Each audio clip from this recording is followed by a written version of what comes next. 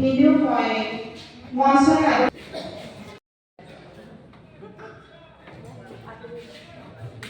ধন্যবাদ জনাইছোঁ। বাইদেউৰ এখন সম্বৰ্ধনা পত্ৰ আছে, বাইদেউ সম্বৰ্ধনা পত্ৰখন দিয়াৰ মই বাইদেউ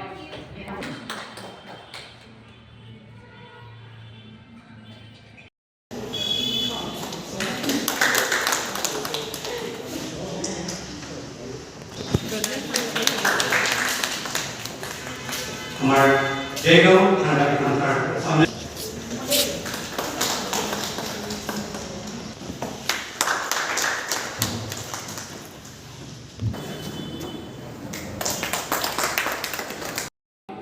মোৰ লগত কথা পাতা এগৰাকী মাতৃৰ অন্তঃস্পৰ্শী আবেদন।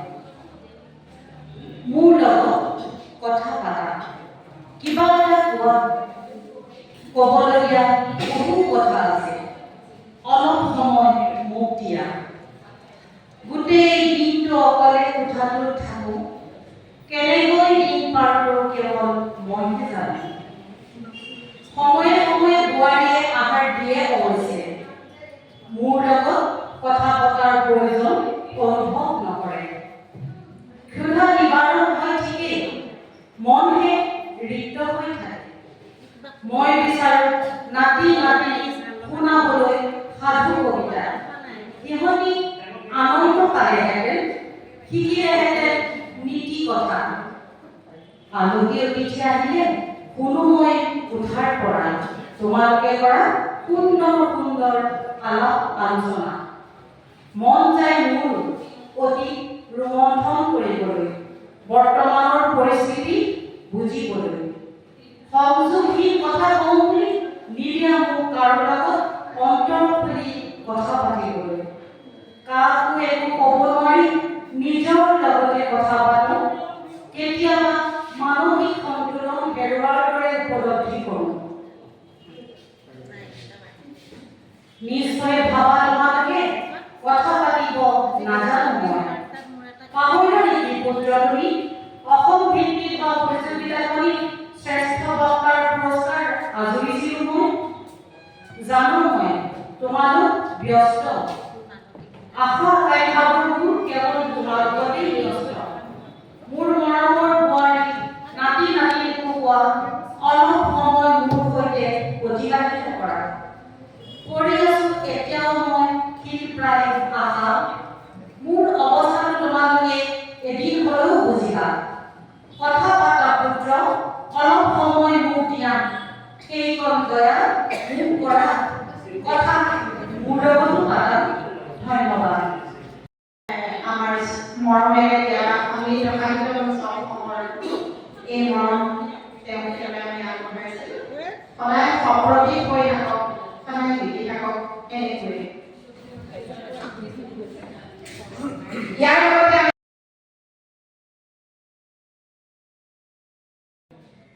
বাৰে বাৰে কৰ্মই পলাশ ফুলা ফাগুনৰ প্ৰেমত। শুকান সৰাপাতৰ কুহুৰি ফাগুন নামি আহে। শীৰ্ণকালীন নদীখনৰ পাৰত বালি মাটিয়ে সুখৰ সপোন বিৰচে। পলাশ মদাৰ ৰীতিমলৈ ৰঙা ৰিহা পিন্ধি কুঁহিপাতৰ উৎসৱলৈ আদৰণি তোলক আছে। সেয়ে বাৰে বাৰে কৰ্মই পলাশ ফুলা ফাগুনৰ প্ৰেমত। ধূলিয়ৰী পাতৰ ধূসৰ ছবি ফাগুন হয় ফাগুনী। পচোৱা বতাহত আঁচু নুৰে, সৰা পাতৰ ফুচফুচনি মেলি ভাহি আহে অন্যতমৰ পিঠা সুৰেদি।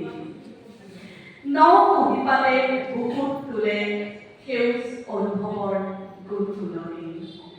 সেয়ে বাৰে বাৰে কৰ্মই পলাশ ফুলা ফাগুনৰ প্ৰেমত। পলাশ মদাৰ শিৱলিৰ তলত উচ্চাসিত সপোনৰ অহা যোৱা। বাটে পোৱালি মেলা পথাৰত কিৰিলি বাৰী আকাৰৰ গৰখীয়া। মাছে শিল খেলোৱা পুখুৰীত কলমূৰ অতনুভাৱীয়া। একা বেকা পথাৰৰ আলি কলা হুঁচৰিৰে সঘনাই আহ যাম।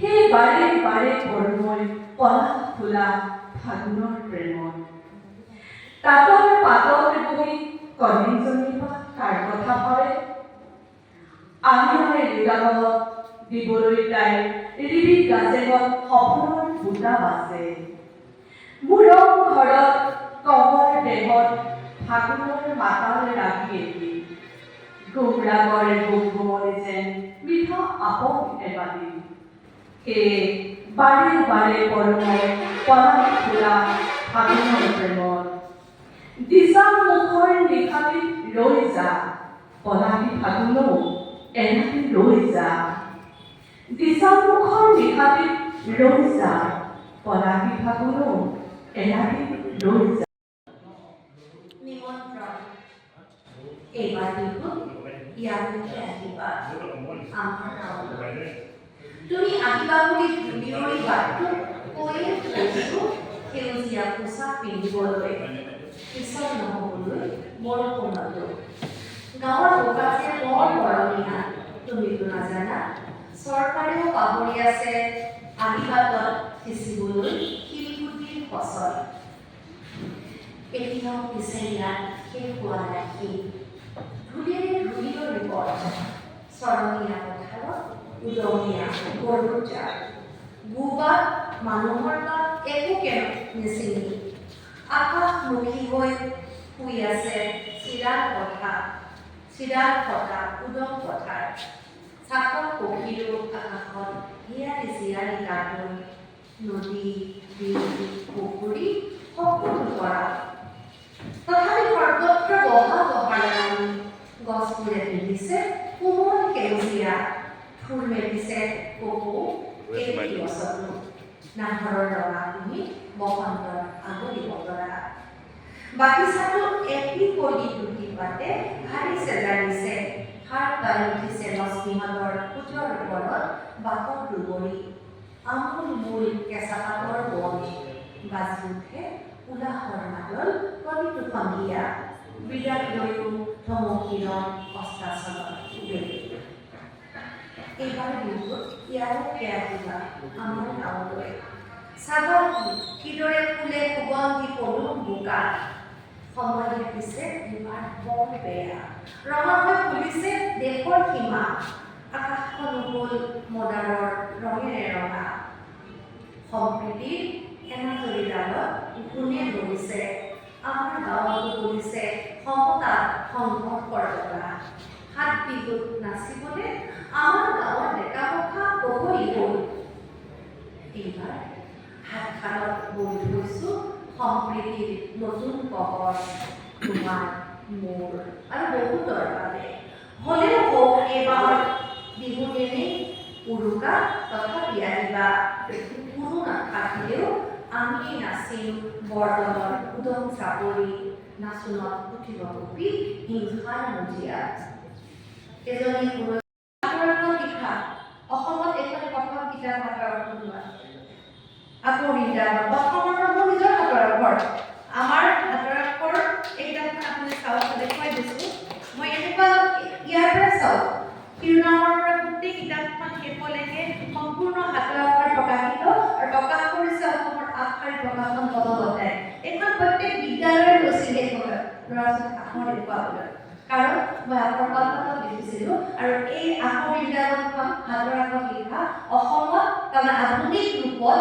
হাচিকাপৰ মুঠিৰ পাছত 71 ৰূপত লিখা সংকলন এইখনেই বুলি ৰবীন্দ্ৰ বৰাই তেওঁ আলোচনা কৰি থৈ গৈছে সূত্ৰধাৰ আলোচনা কৰোঁতে গতিকে এইখন প্ৰথম সংকলন আৰু সামৰণিখন হ'ল দেখুৱাই দিছোঁ একেবাৰে য'ত মই কাপখন এক প্ৰকাৰে সামৰিছোঁ ভাৱনাৰ চিটা ফুটা সঁচাকৈ গদা চিনি নেকি নামটো বেয়া নেকি ভাৱনাৰ চিটা ফুটা মোক কৈছিল তুমি দেখোন ভাৱনাবিলাকক চিনি পেলালা মোক জানো নামটো মনত আহিলে ভালৰ লক্ষণ নহয় নেকি আৰু কেনেকুৱা সংক্ষিপ্ততা হ'ব লাগে মই এটা কবিতা আপোনালোকক পাঠ কৰি শুনাম আৰু তাৰ খালি এটা কথা কৈছোঁ আমি ইয়াত কৈ শেষ কৰিব নোৱাৰোঁ মই যদি এটা প্ৰতিশ্ৰুতি দিওঁ আপোনালোকক সভাপতিকে লক্ষ্য কৰি প্ৰশাসক সহপ্ৰশাসক বা আজি যিসকল ব্যক্তি আছে আমি যদি অনলাইনত পঢ়িব পাৰোঁ 100জন পঢ়িব পাৰে অনলাইন মঞ্চত আৰু যদি কবিতা এটা কেনেকৈ লিখে এই যে ভাৱনাত এটা কবিতা ঠাইতে লিখি ফাগুন মদাৰ পলাশ এইবোৰ নহয় আপোনাৰ মনত ফাগুন আছেনে নাই যদি ফাগুন আছে আপুনি ফাগুন ৰঙী হওকচোন পলাশ ৰঙী হওক তেতিয়া দেখিব আপোনাৰ বুকুত এটা প্ৰেমৰ কবিতা পাৰ হ'ব পাৰে যে শীতৰ সৰাপাতবোৰ যে সৰি গ'ল তথা গছবোৰ কিন্তু কোমল কুঁহিপাত ওলাল কিন্তু মানুহৰ নহয় মানুহ বুঢ়া হৈ যায় বুঢ়ী হৈ যায় মনৰ শীত আচলতে শেষ নহয় শীত শেষ নহয় বসন্ত নাহে কাৰণে মানুহ আচলতে বৃদ্ধ হয় ইয়াত থকা বাৰ্ধক্যত থকা যাৰ বয়স হয়তো ইয়াত থকা কাৰোবাৰ পৰা 65 হ'ব পাৰে ন ইয়াত থকা আপোনালোকৰ পৰা 65 কাৰোবাৰ হৈছে নেকি বাৰু 65 70 বছৰতে কোনোবা আছে নেকি ডেকা আপুনি 70 বছৰীয়া নেকি বঢ়িয়া আপোনাৰ বান্ধৱী মই 60 বছৰীয়া তাৰমানে 70ৰ বান্ধৱী হ'ব লাগিব 60 বছৰীয়া 80 হ'ব লাগিব 50 বছৰীয়া তেতিয়াহে হ'ব খুৰা হাতখন ধৰক বলক খোজকাঢ়ি আহোঁ ক'ব ঘৰৰ এটি বিলাসী আচবাব নে ক্ৰমাৎ পুৰণি হৈ অহা এটি আলমিৰা এখন পুৰণি চোফা যাক পেলাওঁ বুলিও দলিয়াই পেলাব নোৱাৰি যাৰ শেষ হৈ আহিছে সকলো প্ৰয়োজন অথচ উপেক্ষা কৰিব নোৱাৰি আপোনা আপুনি মৃত্যুৱে আহি স্পৰ্শ নকৰা পৰ্যন্ত ধৰি লোৱা হ'ল আজিৰ সীতা নহয় লাজুকীলতা চুলেই জয় পৰি যোৱা ৰামৰ অগ্নি পৰীক্ষাৰ তুলাচনীত বাৰে বাৰে উঠিবলৈ কিহৰ গৰজ সীতাৰ কিমান প্ৰেম বুকুত থাকিলে সহিব পাৰি ৰামৰ সকলো বঞ্চনা নত শিৰে নামানে স্বামীৰ সতে বনবাস মায়া মৃগৰ মোহত পৰি বন্দী নহয় ৰাৱণৰ অশোক বনত আজিৰ সীতাই হাতৰ তলুৱাত জুখি চাব জানে প্ৰেম আৰু প্ৰতাৰণাৰ দুয়োটি মুদ্ৰা হে বিজ্ঞজন আপোনালোককে সুধিছোঁ এনে মানসিকতাৰ সীতাক আদৰি ল'বনে সমাজে আজিৰ ৰামে বাৰে বাৰে তেজিব পাৰে সীতাক জন অৰণ্যত কোনো দুখ নাই আজিৰ ৰামে বাৰে বাৰে পদাঘাত কৰিব পাৰে সীতাৰ প্ৰেমাঞ্জলি কোনো খেদ নাই আজিৰ ৰামে বন্ধ কৰিব পাৰে সীতাৰ বাবে অযোধ্যালৈ উলটি অহাৰ সকলো বাট সমাজ অন্ধ আজিৰ ৰামে বাৰে বাৰে কৰিব পাৰে সীতাৰ সততাৰ অগ্নি পৰীক্ষা সমাজ নীৰৱ দৰ্শক আজিৰ ৰামৰ বাবে সীতা নহয় প্ৰতীক প্ৰেমৰ কেৱল স্থূল যৌনতা এয়াহে দিনৰ দৰে সঁচা নাৰীৰ যৌৱন কিনিবৰ বাবে লাগে মাথো অৰ্থ প্ৰাচুৰ্য বাটে ঘাটে নাৰীৰ দুদিনীয়া প্ৰেম কিনিবলৈ লাগে কিছু যশ নাম আৰু কিছু সামাজিক স্বীকৃতি আৰু সেইবাতে আহিব যিগৰাকী নাৰী ৰামৰ জীৱনলৈ তেওঁ জানো হ'ব পাৰে সীতা ৰাৱণৰ প্ৰেম আছিল সঁচা সীতাইও জানিছিল সেই কথা নহ'লেনো আঁকিলেহেঁতেন নে অযোধ্যালৈ উলটি আহি ৰাৱণৰ ছবি আৰু ৰামৰ চলনাকে বাৰে বাৰে প্ৰেম বুলি ভুল নকৰা হ'লে হ'লহেঁতেন জানো সগৰ্ভা সীতাৰ বনবাস ৰামৰ সতে সীতাৰ সম্পৰ্ক আছিল আদিতেই ভুৱা ঘৰধনু ভঙাৰ নামত মাথো প্ৰহসন তাত প্ৰেম নাছিল আছিল সামন্তজনক হৰুৱাই জিকাৰ আনন্দ যুগে যুগে নাৰীক সীতাৰ সহনশীলতাৰ পাঠ শিকাবলৈ যোৱা আজিৰ সমাজখনে জানেনে আজি সেই ৰামো নাই অযোধ্যাও নাই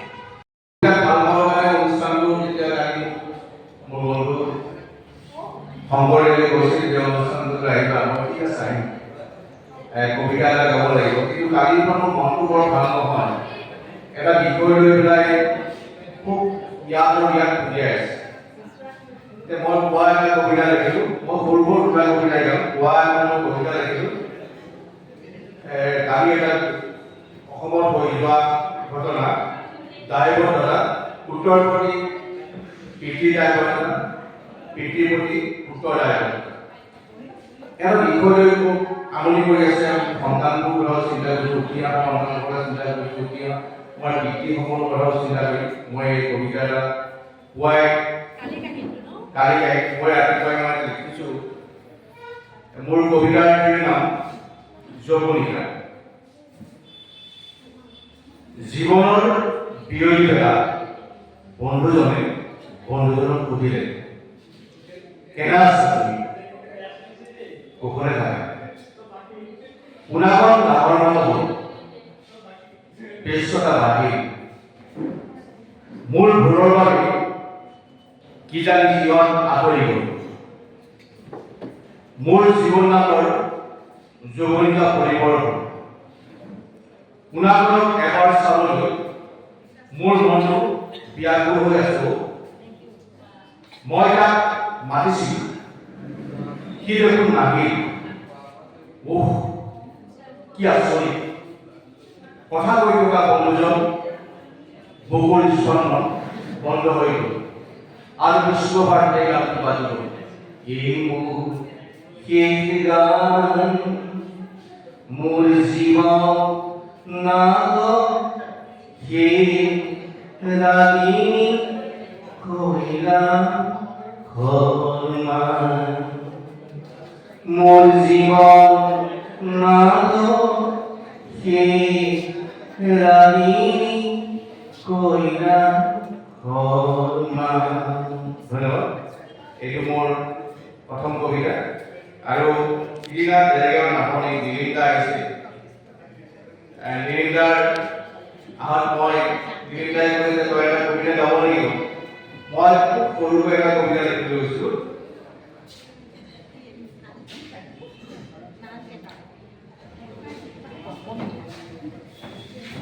মোৰ কবিতাৰ এই শিৰোনাম মোৰ উৰুষা পদালৈ আহিবা। মোৰ উৰুষা পদালৈ তুমি এদিন আলহী হৈ আহিবা। মোৰ পজাৰ পুৰণি সেই কাঠৰ ছবিখনে তোমাক ভৰি নোযোৱাকৈ ধৰি ৰাখিব পাৰিব। মোৰ পজাত হয়তো তুমি বিচৰাকৈ নাপাবা। মোৰ পজাত এটা বস্তু কিন্তু পাবা, একো নিভাজ আৰু নিকাম নিশ্চয় পাবা। এই মোৰ দ্বিতীয় কবিতা আছে। আৰু আটাইকেইটাকে মই চৰাই কাকলিত হাৰ নোপোৱা চহৰখন। চৰাই কাকলিত হাৰ নোপোৱা চহৰখন। এটা সময় আছিল, প্ৰভাতী পক্ষীৰ কিচিৰ মিচিৰ কাকলিৰ আগতেই গোটেই দোকানখন সাৰ পাইছিল। ব্যস্ততাৰ আপোন খোলা গীতৰ কালত দুপৰীৰ দ্ৰুত সঞ্চালনে জীৱন্ত মানুহৰ মনি সতেজ সজীৱ কৰি তুলিছে। আকাশৰ নীলা, পাহাৰৰ সেউজীয়া, নৈবৰণীয়া উশাহত জাক জাক পখিলাৰ দুপাশিত ৰং গাঢ়। তেজাল কাপোৰৰ নৈসুকীয়া কেক, সাজোন কাচোন ভেষজ বনস্পতি। প্ৰতিটো ঋতুৰে দুখৰ দুখত কান্ধত লৈ সৰল কঠোৰ বাটবোলা চহা। সতেজ সেউজ পথাৰ, আখল তাঁতশালৰ গুণগুণনি, জাকৈ চাবক ঢেঁকীৰ চাবক দৌৰা হওঁ। আঘোণৰ দুপৰ ৰদে নচা দাৱনীৰ কাচি। লাহে লাহে গাঁওখনে আকাশীলতাত কঁপি দিলে নিজকে। আৰু গাঁওখন চানি ধৰা দুপাহিনী লতাৰ মেৰত মজুৰা পৰা এখন নতুন বিবৰ্ণ চহৰলৈ ৰূপান্তৰ, য'ত সময় অসময়ত বন্দী। চৰাইবোৰ প্ৰায় মিলহীন হৈ থৰ লাগে জীৱশ্ৰেষ্ঠৰ মেৰুদণ্ডহীন কাৰুকাৰ্য নিহাৰি। দুপৰত জোন আৰু মাজৰাতি সূৰ্য বিচৰা স্বামী চৌপাশৰ পক্ষীৰ কলকাকলি শুনি সাৰ নাপায়। চহৰখন কাউৰীয়ে ময়ূৰ পাখি গুজাৰ দৰে আপচু হৈ বৈ থাকে। স্মৃতি কাঠৰ পুৰণি আমঠৰ পৰি থাকে দুখৰ পাত এখিলা দুখিলা কৰি। চৰাই কাকলি হাৰ নোপোৱা চহৰখনৰ বুকুত কৰ্কটৰ আঁতৰাই ক্ৰমে ক্ষত সৃষ্টি কৰিয়ে আছে হয়তো এদিন ধন্যবাদ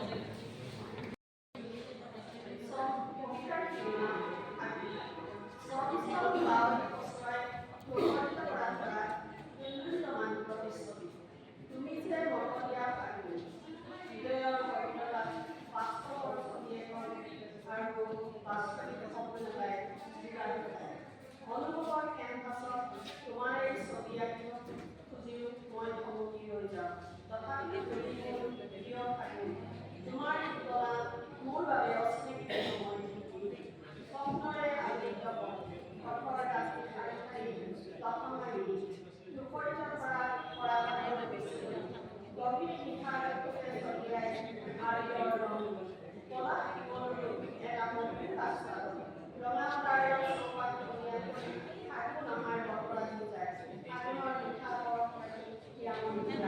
মোৰ যে বহুত বদনাম মোৰ কবিতাৰ নাম আগুন লাহে লাহে আগুনৰ আকাশখন টান ৰঙি সৰা বতৰ জনজনী ধুলিৰ বাটে আকৌ আহিল আগুন পৰা তাৰ বাটে বতাহ বাউলি গ'ল কৃষ্ণমণি আগুনে ছটিয়াই দিলে মুঠি ৰং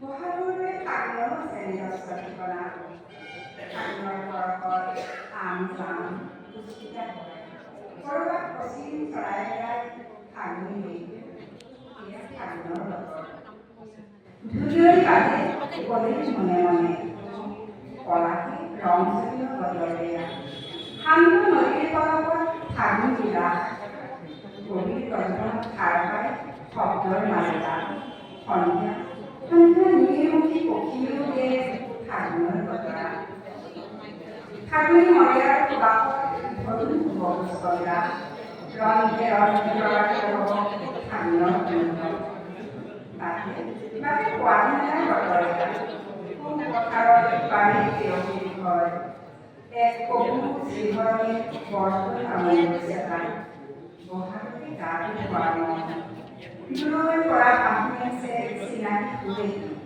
এয়া অৰিন্দমৰ সুৰ সম্প্ৰীতিৰ এৰাবিডাল বৃহৎ বাঢ়িব লাগিব এয়া যে অমৰ সময় দিয়া আৰু লোৱা গঢ়া আৰু সজাগ সময় আজি উচ্চাৰিত কবিতাৰ কানন হৃদয়ৰ বৰদাত বজি উঠিছে আত্মহী কবিতা জীৱনৰ আবেগত মৌজত কৰি গৈছে কবিৰ প্ৰাণৰ কবিতা আজি কবিতাই গাব সুৰক্ষিত ফাগুনৰ গান শব্দৰ পৰকত কাণ পাই উঠিব পৃথিৱী ফাগুনৰ ধূলিৰ ময়মাতেৰে সোমাই আহিব এচাৰি নতুনৰ বতাহ ৰতনা গছেও সপোন ৰচিব নতুন দিনত দুহাত প্ৰসাৰী আকাশলৈ চাব আশাৰ ৰেঙনি দুহাত প্ৰসাৰী আকাশলৈ চাব আশাৰ ৰেঙনি নিচিতিয়াব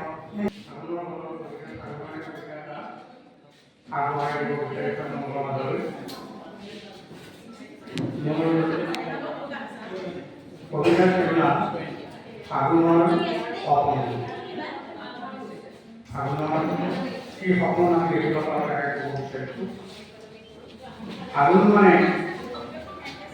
ফাগুন মানে মাত্ৰ নহয় ফৰাপাত ফাগুন মানে মাত্ৰ নহয় ফৰাপাত নহয় কেৱল ধূলিৰে আৱৰা শুকান ৰুক্ষ পৰিৱেশ ফাগুনে আনে বসন্তৰ বতৰা ফাগুনে দিয়ে সৃষ্টিশীলতাৰ মাদকতা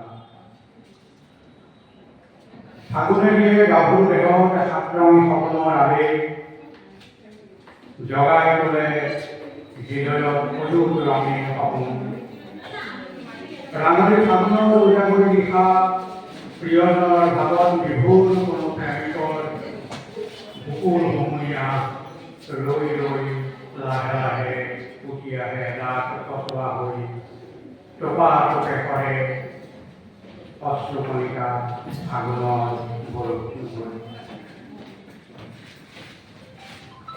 ৰাঙলী ফাগুনৰ উজাগৰি নিশা প্ৰিয়জনৰ ভাগত বিভোৰ কোনো প্ৰেমিকৰ বুকুৰ হুমুৰীয়া ৰৈ ৰৈ লাহে লাহে উঠি আহে ফাগুনৰ এৰাত পঠোৱা হৈ টপাত দেখুৱাই অশ্ৰু কণিকা ফাগুনৰ বৰষুণ হৈ